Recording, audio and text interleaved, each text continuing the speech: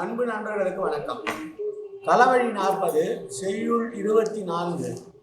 தின்தோள் மறவர் எரிய திசைதோறும் பைந்தலை பாரில் புரள்பவை நன்கு எனைத்தும் பெண்ணை தோட்டம் பெருவழி புக்கற்றே கண்ணார் கமழ் தெரியல் காவிரி நீர்நாடன் நன்னாரை அட்டகளத்து.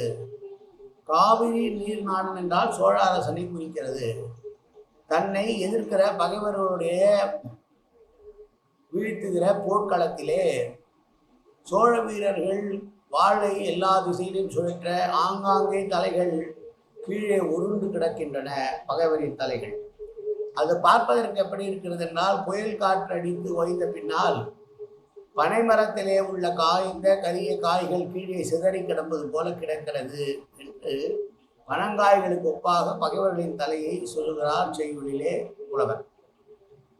போர்க்களத்தில் வாழ்வீச்சில் வல்லவர்களான சோழ நாட்டினுடைய வீரர்கள் எல்லா திசைகளும் தங்கள் வாளை பாய்ச்ச ஆங்காங்கே எதிரிகளின் தலை தரையில உருண்டோடி கொண்டிருக்கிறது.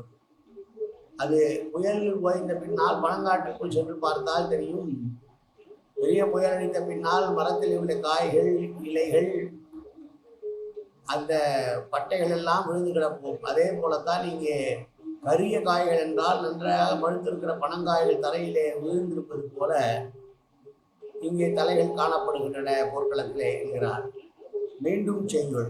தின்தோள் மறவர் எரிய திசைதோறும் பைந்தலை பாரில் புரள்பவை நன்கு இணைத்தும் பெண்ணை தோட்டம் பெருவழி புக்கற்றே கண்ணார் கமழ் தெரியல் காவிரி நீர்நாடன் நன்னாரை அட்டகளத்து.